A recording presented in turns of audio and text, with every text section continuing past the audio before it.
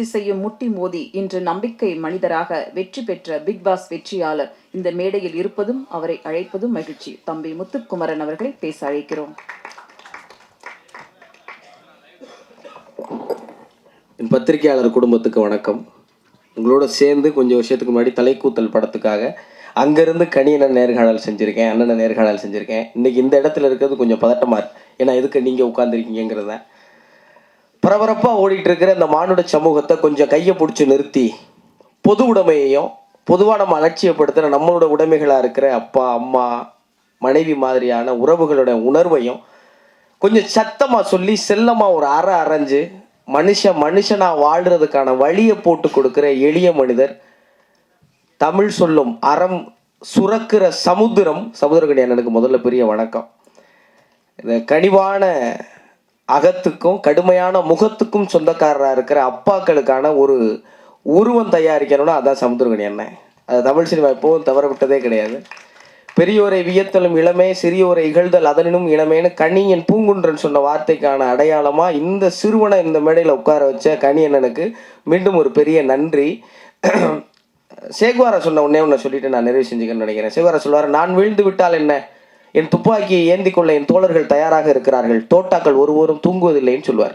அப்படி அவருடைய தோட்டாக்களை ஏந்துவதற்கான, துப்பாக்கி ஏந்துவதற்கான இயக்குநர்களை தொடர்ந்து உருவாக்கிட்டே இருக்கிற இந்த சமுதிரம் என்றும் வற்றாது என்ற பெரிய நம்பிக்கையோடு தமிழ் சினிமா என்றும் வாழும். தமிழ் சினிமா நம்பி வந்த எல்லோரும் நிச்சயம் வாழ்வோம் அப்படிங்கிற நம்பிக்கையை தொடர்ந்து கொடுக்குறவங்க எல்லாருக்கும் நன்றி. நன்றிப்பா. அடுத்து நாம் பேச அழைக்கிறோம். அன்பை வார்த்தைகளால் சொல்வதற்கு பதிலாக உழைப்பை கொட்டி காட்டும் ஒரே ஜீவன் அப்பா. அப்பா மகன் கதையை பேச போகும் ராமம் ராகவன் படத்திற்காக வாழ்த்து வந்திருக்கும் தீபக் அவர்களை பேச அழைக்கிறோம்.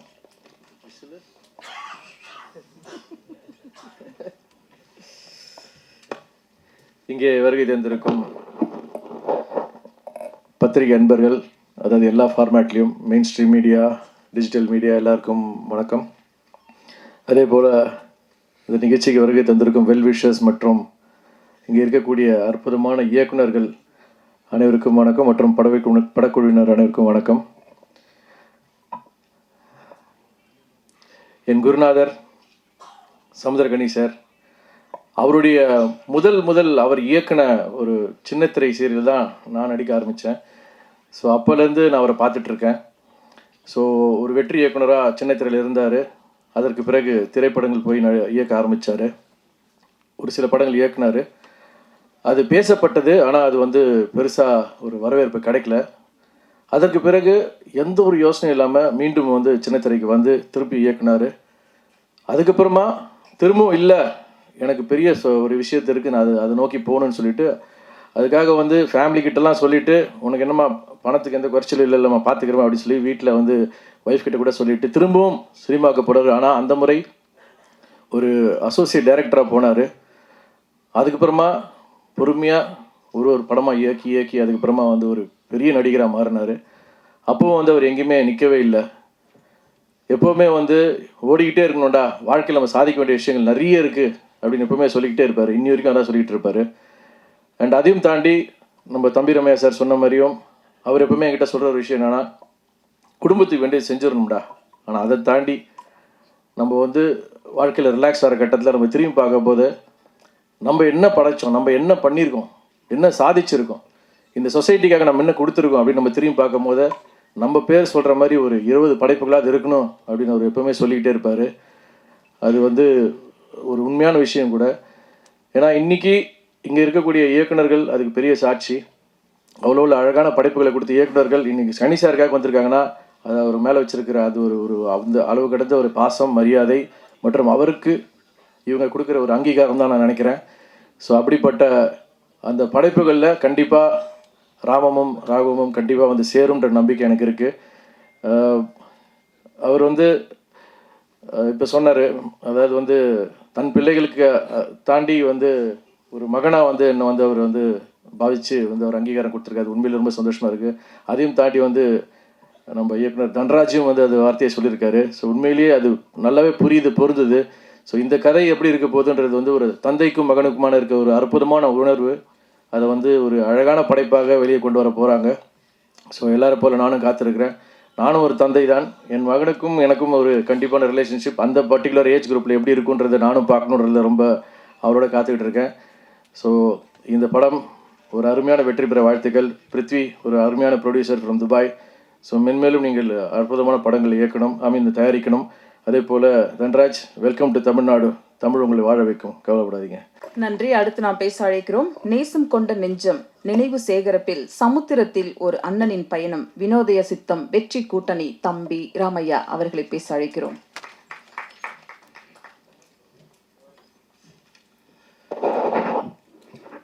பத்திரிகை, தொலைக்காட்சி, இணையதள சகோதர சகோதரிகளுக்கும் மேடையில் அமர்ந்திருக்கக்கூடிய ஃபீல் குட் டைரக்டர்ஸுக்கும் என் மாலை வணக்கம். அன்பு தம்பி தன்ராஜ் இயக்குனராகவும் கதாநாயகனாகவும், ராம் ராகவம் கரெக்டாக சொல்லிட்டேன்னா? ஆமாம், அது தம்பி சொன்னது கரெக்ட் தான். படிப்பாளி இல்லை, அப்படி தப்பாக சொன்னால் கூட தப்பை கூட சரி பண்ணிக்கலாம். தமிழ் அதுக்கு இடம் கொடுக்கும்.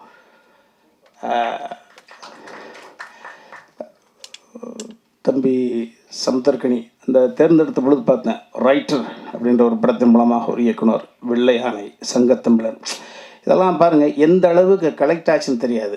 நம்மளுக்கு ஒரு 80 வயசு ஆகும், ஒரு கைத்துக்காட்டில் மல்லாக்கப்படுத்திட்டு பாலெல்லாம் கலந்து போய் பேப்பர் பண்ணி யோசிக்கிற பொழுது நம்ம என்னடா சாதித்தோம், எத்தனை கோடி பணம் இருக்குது, அதில் என்ன சாதித்தோம், அந்த சாதனைக்கு உறுதுணையாக இருந்தவர்கள் தம்பி சமுத்திரக்கனி அவருக்கு நிச்சயம் 80 ஒரு 90 நல்ல கண்ணையா வாழ்கிற வாழ மாதிரி வாழ்வார்.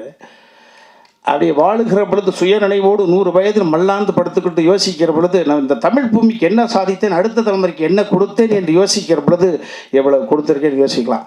ஸோ தம்பியை பார்க்கிற பொழுது ராஜமௌலியும் அழைக்கிறார், ராஜமௌலியுடைய மகனும் அழைக்கிறார், தென்னிந்தியாவினுடைய ஆற்றலின் ஒட்டுமொத்த உருவம் தம்பி தனுசும் தொடர்ச்சியாக அழைக்கிறார். எப்படி ஒரு மனிதனால் இப்படி ஒரு எல்லோரோடும் கைகுலுக்கி செல்ல முடிகிறது? அப்போ அதற்கு பின்னணியில் அந்த மனசு இருக்குல்ல, அது எப்படி ஏறும் இறங்கும் இறங்கும், ஒரு பெரிய சாதாரண விஷயம் கிடையாது. அந்த தம்பி கனியை நான் தம்பியாக பெற்றதில் எனக்கு ஒரு பெரிய மகிழ்ச்சி. நான் அந்த இப்போ எனக்கும் தம்பிக்கும் இணைப்பு பாலமாக இருந்தது அன்பு பிள்ளை தம்பி சாட்டை அன்பழகன் தான். நான் ஃபைட் மாஸ்டர் சொன்னாங்களே, ஃபைட் மாஸ்டர் எடுத்துக்கிட்டு வந்த கதை தந்தை மகள் என்ற உறவு. இது தந்தை மகன் என்ற உறவு. நான் பங்கு பெற்ற இந்த மாணிக்கத்தையும் சாட்டையும் வச்சு பார்க்குற பொழுது சாட்டை என்ன, இன்னும் கொஞ்சம் இந்த கதாபாத்திரம் இல்லைன்னா கொலை செஞ்சுட்டு ஜெயிலுக்கு போயிருப்பான். இந்த கொலை செய்யக்கூடிய உணர்வை தடுத்து அவனுக்குள்ளே இருக்கக்கூடிய மனிதநேயத்தை மீட்டெடுத்தது என்பது இந்த சாட்டை. மாணிக்கம் என்ன, நாசர் சார் என்ற ஒரு கதாபாத்திரம் இல்லை என்றால் வாழ்க்கை முழுக்க இளம் பிராயத்திலேயே அவன் திருடராக தொடர்ச்சியாக இருந்து எங்கோ சேதாரமாக இருப்பான். ஸோ அற்புதமான அந்த உணர்வுகள் இது நிச்சயமாக இந்த மாணிக்கம் படமே பாருங்கள், இந்த சாட்டை எடுத்து பாருங்கள். நான் அடுத்த தலைமுறைக்கு கண்ணை மூடிட்டு பேரன் பேத்தியோடு உட்காந்து அந்த படத்தை போட்டு காமிக்கலாம்ப்பா. தம்பி சிவா சொன்னதை போல தவறு செய்வது ஒன்றும் பெரிய விஷயம் கிடையாது. தவறு செய்து விட்டு நான் தான் தவறானவன் என்று பெயர் வாங்கி விட்டேனே, தொடர்ச்சியாக தவறு செய்வோம் என்ற உணர்வுக்கு சொந்தக்காரனை இல்லை, திரும்பி வா என்று ஒரு படைப்பு சொல்லணும். ஸோ நிச்சயமாக இந்த சாட்டையும் இந்த மாதிரியான படைப்புகள் அடுத்த தலைமுறைக்கு இப்பொழுது சமீபத்தில் அனன்யாஸ் நானா நானினா ஹிந்தியில் தாத்தா பாட்டி அந்த ஒரு இடத்துல போயிருந்தேன். கிட்டத்தட்ட ஒரு phase 1, phase 2, phase 3, phase 5, phase 6 வரைக்கும் கம்மிட்டாக இருக்குது. அங்கே இருக்கக்கூடிய அத்தனை பேரும் 60 வயதை தாண்டியவர்கள், ஈன்றெடுத்த பிள்ளைகளுக்கு அற்புதமான வாழ்க்கை அமைச்சு அவர்களெல்லாம் வெளிநாட்டுக்கு அனுப்பி வச்சுட்டு அற்புதமாக இன்பமாக வாழ்ந்து கொண்டிருக்கக்கூடியவங்க. அவர்கள் ஒவ்வொரு ஃபேஸ்லையும் மாணிக்கத்தை பார்த்துட்டோம். திரும்ப சொல்கிறோம், ஒரு மனிதனுடைய வெற்றி படத்தை வைத்து தீர்மானிப்பது அல்ல, மனதை வைத்து தீர்மானிப்பது. ஸோ அவ்வளவு பெரிய மன மகிழ்ச்சிக்கு காரணமாக இருக்கக்கூடிய ஒரு மாணிக்கம். ஆனால் நான் யோசிச்சு பார்த்தேன், நேற்று தான் பேசுகிறேன், நீ என்ன பேசுகிறது தம்பியாரை கூப்பிடுச்சேன். இந்த ஃபீல் குட்ன்றாங்களே, இந்த ஃபீல் குட்டை முதல்ல இந்த உலகத்துக்கு சொன்னது யார் தெரியுங்களா சார்? அதை மட்டும் சொல்லிட்டு விடைபெற்றுலான்ருக்கேன். ஃபீல் குட் புராணம் தான், ஆனால் எழுதுனது மனுஷன் இல்லையா? கம்பர் தான் இந்த ஃபீல் குட். இவர்களுக்கெல்லாம் முதல் இயக்குனர் கம்பன் தான். தம்பி சுப்பிரமணிய சிவா சொன்னது போல என்னன்னா, ராமன் கடவுள், அவனை இரவு பகலாக வணங்கி கொண்டிருப்பவன் வாலி. ஒரு சூழ்நிலையில் ராமன் வில் அடித்தான், வில் தைத்து விட்டது, மரணத்தின் வாசல், சாக போறேன்னு தெரியுது. அவன் சாவை பற்றி கவலைப்படவில்லை. நான் அனுதினமும் வணங்கக்கூடிய ராமனால் இந்த வில் எய்தப்பட்டிருக்க கூடாது, என் ராமன் கொலையாளி ஆயிடக்கூடாது என்ற பதட்டத்தோடவே அந்த வில்லை எடுத்துட்டு பார்க்குறான். பார்த்தா ராமனுடைய வில் கலங்குறான்.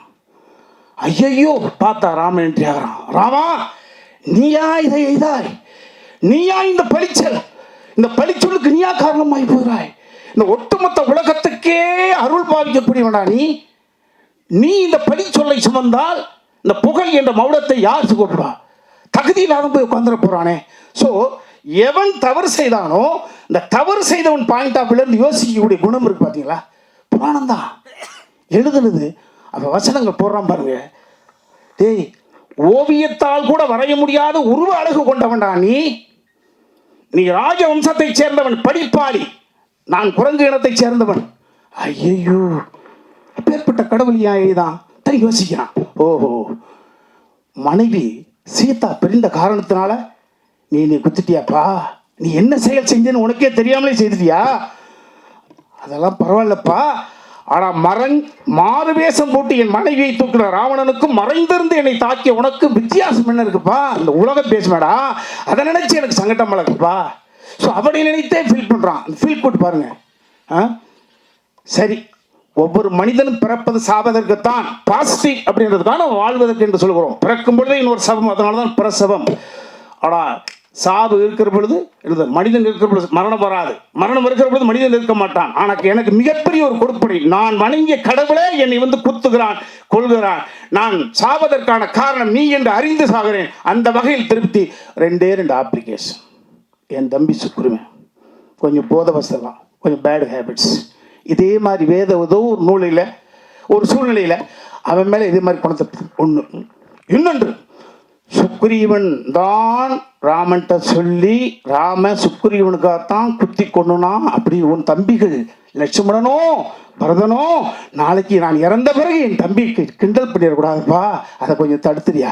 இந்த அப்ளிகேஷன் தான் அப்படின்னா இதை படிக்கிற பொழுது இதுதான் இதனுடைய followers and feel good directors. உங்கள் அனைவரையும் இதை விட வயது இளையவர்களாக இருந்தாலும் பாதம் தொட்டு வணங்குகிறேன். இதே போன்ற படத்தை கொடுத்து கொண்டே இருங்கள். வாழ்க வையகம்.